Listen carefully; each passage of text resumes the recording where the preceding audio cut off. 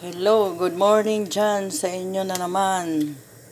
Nagluto tayo ng tinulang kalapati. Yan. Ito guys, ito yung pampabango sa kanya, sibot. Sibot yan guys, kahoy.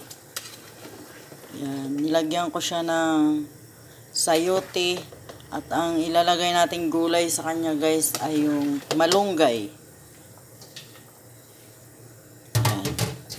Dahil luto na siya guys, ilalagay na natin si malunggay.